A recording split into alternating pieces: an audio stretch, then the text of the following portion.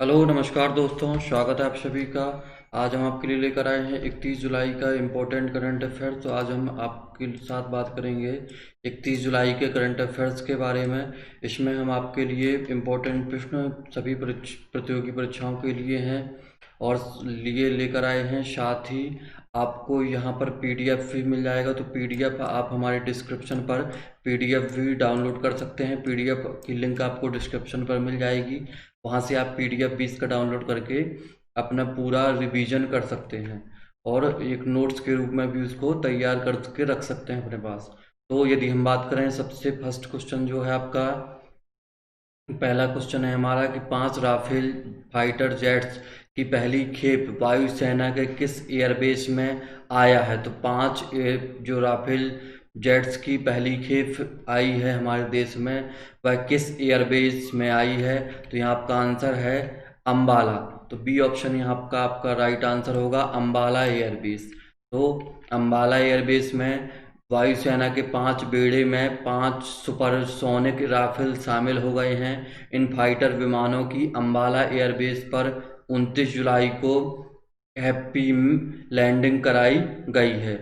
ठीक है, और विमानों का एयरबेस पर उतरने के बाद वाटर सैल्यूट देकर भी स्वागत किया गया।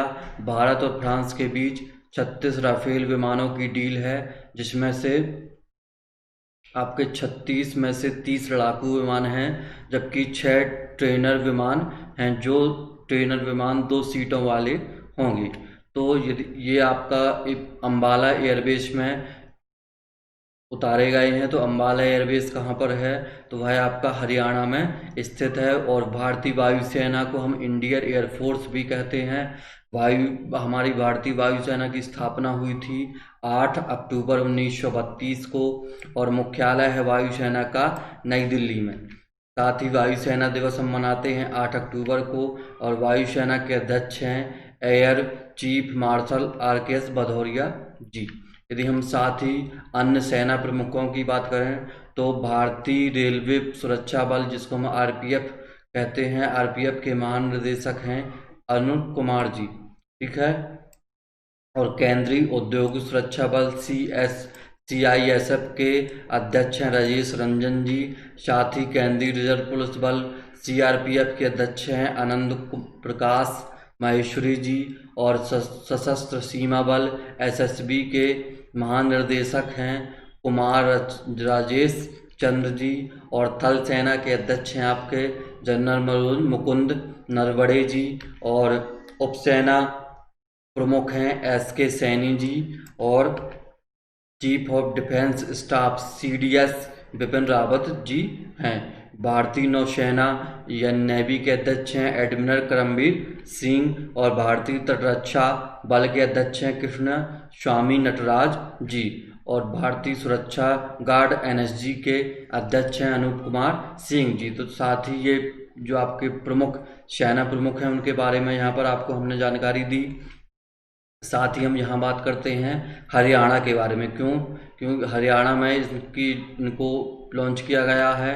तो हरियाणा की राजधानी है चंडीगढ़। मुख्यमंत्री मनोहर लाल, गवर्नर या राज्यपाल सत्यदेव नारायण RG, मुख्य न्यायाधीश रविशंकर झा जी। 4 पड़ोसी राज्य हैं उत्तर प्रदेश, राजस्थान, पंजाब व हिमाचल। और लोकसभा सीटें हैं 10, राज्यसभा सीट हैं 5 और विधानसभा सीट हैं 90। नेक्स्ट क्वेश्चन देखते हैं, तो किस देश ने जिरकान मिसाइल का सफलतापूर्वक परीक्षण किया है। तो इसका आंसर है आपका रूस। रूस ने जिरकान मिसाइल का सफलतापूर्वक परीक्षण किया है। यह जो मिसाइल है, यह हाइपरसोनिक मिसाइल 3M22 की खासियत यह है कि यह दुश्मन के रडार की पकड़ में नहीं आ सकेगा। तो दुश्मन की रडार की पकड़ में यह मिसाइल नहीं आता है। यदि हम रूस की बात करें, तो रूस यूरोप और एशिया महाद्वीप में स्थित है। राजधानी है मॉस्को और करेंसी है रूबल। राष्ट्रपति हैं व्लादिमीर पुतिन जी। और यूराल पर्वत एशिया रूस को यूरोपीय रूस से अलग करता है। रूस की संसद का नाम ड्यूमा है, तो रूस की संसद को ड्यूमा के नाम से जाना जाता है।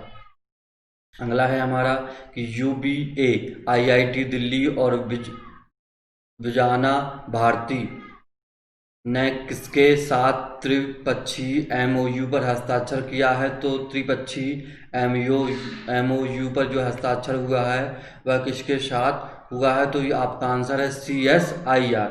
CSIR क्या है? तो यह council of scientific and industries research है। इसको हम वैज्ञानिक तथा औद्योगिक अनुसंधान परिषद भी कहते हैं। इसकी स्थापना हुई थी 26 सितंबर 1942 और डायरेक्टर हैं शेखर सी मंडे जी।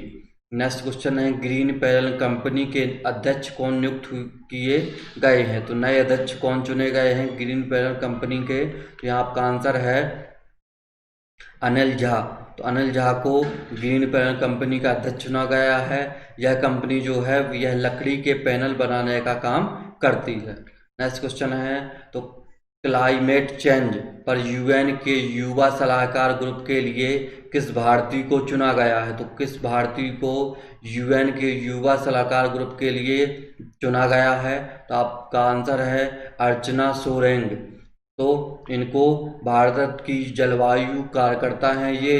इनको संयुक्त राष्ट्र महासचिव एंटोनियो गुटेरेस ने नए सलाहकार समूह में शामिल किया है, इनको नामित किया गया है। अर्चना सोरेंग भारत के उड़ीसा राज्य की हैं। यूनाइटेड नेशन जो संयुक्त राष्ट्र है उसकी स्थापना 24 अक्टूबर 1945, मुख्यालय है USA न्यूयॉर्क में और सदस्य देश हैं अभी 193। साथ ही इसके अध्यक्ष हैं एंटोनियो। नेक्स्ट क्वेश्चन देखते हैं। नेक्स्ट हमारा कि पृथ्वी विज्ञान मंत्रालय ने लाइफ टाइम उत्कृष्टता पुरस्कार से किसे नामित किया है? तो पृथ्वी विज्ञान मंत्रालय ने लाइफ टाइम उत्कृष्टता पुरस्कार दिया है अशोक सहानी जी को। आपका ये ऑप्शन यहाँ पर सही आंसर होगा। ठीक है, तो यदि हम इस विषय में बात करें तो प्रोफेसर अशोक सहानी को लाइफ टाइम उत्कृष्टता पुरस्कार भूगर्भ विज्ञान के क्षेत्र में उनके योगदान के लिए उनको दिया गया है और यह भारत के हैं। नेक्स्ट क्वेश्चन है, तो 500 विकेट लेने वाले 7वें गेंदबाज कौन से बने हैं? तो 500 विकेट टेस्ट विकेट जो लेने वालों की सूची में 7वां नाम किसका आया है? तो यहाँ आपका आंसर है स्टुअर्ट ब्रांड। ठीक है, तो यदि हम पूरी सूची इस संबंध में देखें, यदि हम बात करें स्टुअर्ट की, तो ये इंग्लैंड के हैं और पूरी यहाँ पर सूची दी गई है आपको, जिसमें से 800 खिलाड़ी 800 विकेट लेने वाले खिलाड़ी हैं मथैया मुरलीधरन और शैन वॉर्न हैं ऑस्ट्रेलिया के 708 विकेट लेने वाले, और अनिल कुंबले भारत के 619 विकेट लेने वाले, और जेम्स एंडरसन 589 विकेट लेने वाले, ग्लेन मैकग्रा 563 विकेट लेने वाले और कर्टनी 519 विकेट लेने वाले, और अभी भी जिन्होंने पूरे 500 विकेट किए हैं अपने वह हैं स्टुअर्ट ब्रांड जी। नेक्स्ट क्वेश्चन देखते हैं, तो साथ ही हम इसमें बात कर लेते हैं ICC के बारे में। तो ICC का फुल फॉर्म है इंटरनेशनल क्रिकेट काउंसिल। इसको हम अंतर्राष्ट्रीय क्रिकेट परिषद भी कहते हैं। पूरे देश में जो क्रिकेट मैच होते हैं इनका रेगुलेट करता है ICC, यानी ICC सभी मैचों को क्रिकेट मैचों का आयोजन कराता है। साथ ही इसकी स्थापना हुई थी 15 जून 1909 को। मुख्यालय है दुबई में, संयुक्त अरब अमीरात UAE में। ठीक है, और इसके जो CEO हैं वह मनु सहानी जी हैं। नेक्स्ट क्वेश्चन है, तो नेक्स्ट है हमारा कि प्रधानमंत्री फसल बीमा योजना PMFBY के तहत भारतीय एक्सा जनरल इंश्योरेंस ने किन 2 राज्यों को बीमा पॉलिसी उपलब्ध कराने के लिए चुना है? तो प्रधानमंत्री फसल बीमा योजना के लिए जो बीमा है वह उपलब्ध कराने के लिए 2 राज्यों को चुना है एक्सा भारतीय एक्सा जनरल इंश्योरेंस ने। तो यहाँ आपका आंसर है महाराष्ट्र व कर्नाटक। तो उपयुक्त जो आपके दोनों ये राज्य हैं इन दोनों को चुना गया है, तो आपका आंसर हो जाएगा C उपयुक्त दोनों। ठीक है, तो यह है आपकी जो इस बीमा योजना का उद्देश्य है वह है किसानों की जो फसल प्राकृतिक आपदाओं से नुकसान हो जाता है उसकी भरपाई के लिए, और इस योजना के अंतर्गत लाखों किसानों की मक्की और धान की फसलों पर बीमा कवर मिलेगा इनको। भारतीय एक्सा जो है उस पर जनरल इंश्योरेंस की स्थापना हुई थी 2008 में, मुख्यालय है मुंबई में और CEO हैं संजीव श्रीनिवासन जी। नेक्स्ट क्वेश्चन देखते हैं। तो मानव संसाधन विकास मंत्रालय यानी ह्यूमन रिसोर्स डेवलपमेंट मिनिस्ट्री, जिसको हम HRDM के नाम से जानते थे, उसका नया नाम क्या रखा गया है? तो HRDM मंत्रालय को बदलकर किस मंत्रालय में उसको कन्वर्ट किया गया है, जिसको हम HRD मंत्रालय या मानव संसाधन विकास मंत्रालय कहते थे? तो यहाँ आपका आंसर है शिक्षा मंत्रालय। तो मानव संसाधन विकास मंत्रालय को बदलकर शिक्षा मंत्रालय का नाम दिया गया है। तो इसका केंद्रीय मंत्रिमंडल ने 29 जुलाई को नई शिक्षा नीति यानी NEP 2020 नेशनल एजुकेशन पॉलिसी को मंजूरी दी। इसकी घोषणा की केंद्रीय मंत्री प्रकाश जावड़ेकर और रमेश पोखरियाल निशंक जी ने। इसके तहत ह्यूमन रिसोर्स डेवलपमेंट मिनिस्ट्री का नाम बदलकर मिनिस्ट्री ऑफ एजुकेशन कर दिया गया। देश की आज़ादी के बाद जो यह नाम है मिनिस्ट्री ऑफ एजुकेशन ही था। तो देश की आज़ादी के बाद इस मंत्रालय का नाम था मिनिस्ट्री ऑफ एजुकेशन और फिर वही नाम इसको दे दिया गया। लेकिन 1985 में से ह्यूमन रिसोर्स मिनिस्ट्री का नाम दिया गया था। और इसमें आपका एक प्रश्न और बन सकता है कि यह आज़ाद भारत के इतिहास की तीसरी एजुकेशन पॉलिसी है। तो यह हमारी तीसरी पॉलिसी आज़ाद भारत की है। और आपका नेक्स्ट क्वेश्चन है कि राष्ट्रीय शिक्षा नीति 2020 में 10+2 फॉर्मेट को खत्म करके कौन सी व्यवस्था लागू करने का प्रावधान है? तो राष्ट्रीय शिक्षा नीति में जो अभी तक 10+2 फॉर्मेट था उसको बदलकर किस नई फॉर्मेट का लागू करने का प्रावधान किया गया है? तो आंसर है आपका 5+3+3+4, जिसको हम डिटेल में देखते हैं। तो 12वीं या इंटरमीडिएट तक की परीक्षा को अब तक हम 10+2 के नाम से जानते थे। तो 10 आपका हाई स्कूल और 2 हो जाता था उसमें हायर सेकेंडरी। तो इस पैटर्न को बदलकर अब 5, 3 और 3 फिर 4 यानी 5, 3, 3, 4 फॉर्मेट में बदल दिया गया है। यदि हम बात करें इसमें 5 की, तो 5 आपका प्री प्राइमरी स्कूल यानी नर्सरी में होगा, जिसमें 3 साल और क्लास 1 और क्लास 2 शायद फाउंडेशन स्टेज शामिल होंगे। तो इसमें 3 साल नर्सरी के होंगे आपके प्री प्राइमरी स्कूल के, और क्लास 1 और क्लास 2 इसमें 5 में आपके शामिल होंगे। इसे अर्ली चाइल्डहुड केयर एवं एजुकेशन कहा जाएगा, जिसकी एज होगी आपकी 3 से 8 साल तक की। साथ ही जो आपका 3 है, फिर उसके जो अगले 3 साल होंगे उसे कक्षा 3 से 5 की तैयारी के चरण में विभाजित किया गया। तो जो आपका 3 है उसको आगे 3 सालों में बांटा गया है। जैसे इसके बाद यदि हम बात करें तो आपका 3 जो होगा वह 8 से 11 की उम्र में हो गया, और अगला जो 3 है वह 3 साल के लिए फिर चलेगा, जो 6 से आपका 8 होगा, और इसमें आपकी उम्र 11 से 14 वर्ष होगी। नेक्स्ट हम यदि बात करें फोर्थ अवस्था या जो इसमें 4 है, तो वह है माध्यमिक अवस्था के 4 साल होंगे, जो आपके 9 से 12 यानी यदि हम एज बात करें तो 14 से 28 वर्ष की इसमें एज होगी।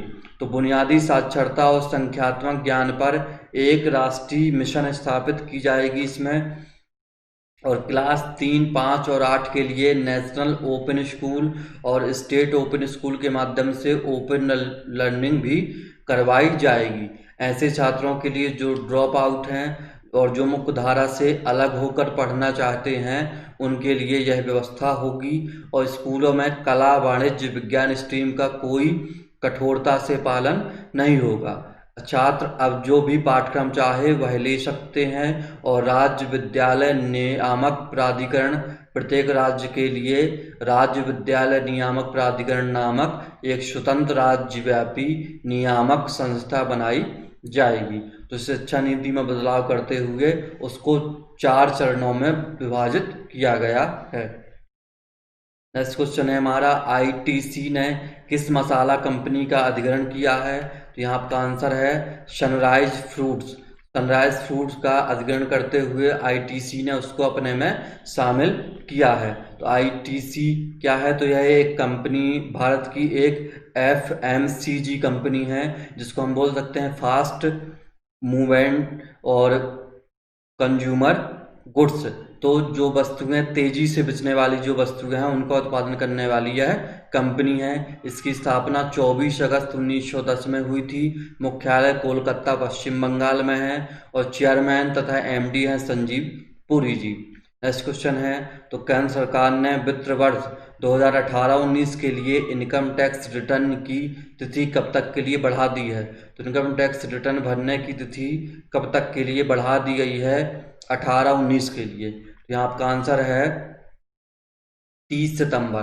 30 सितंबर तक के लिए आपको इनकम टैक्स की रिटर्न भरने की तिथि बढ़ा दी गई है। तो 2019-20 के आयकर भरने की तिथि अगले 2 महीने बढ़ा दी गई है, जिसमें 30 सितंबर तक दी है। और आयकर विभाग ने ट्वीट करके यह जानकारी दी कि कोविड महामारी के कारण करदाताओं को सहूलियत दी गई है। तो केंद्रीय प्रत्यक्ष कर बोर्ड ने अब यह तारीख अब 31 जुलाई से बढ़ाकर 30 सितंबर कर दी है और यह तीसरी बार इसको बढ़ाया गया है। नेक्स्ट क्वेश्चन है, तो भारतीय मूल की निम्न में से किस लेखिका के उपन्यास वर्ल्ड शुगर को प्रतिष्ठित अवार्ड बुकर हेतु शामिल किया गया है? तो भारतीय मूल की महिला को बुकर सम्मान के लिए नामित किया गया है। तो यहाँ आपका आंसर है अवनी दोषी को इसके लिए नामित किया गया है।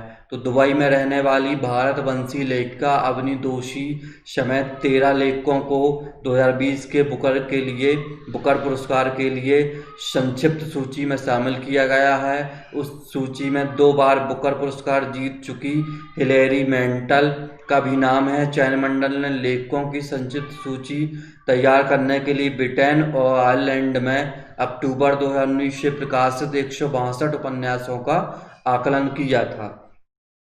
इसमें से 6 लेखकों के नाम की घोषणा सितंबर में होगी और नवंबर में पुरस्कार की घोषणा की जाएगी।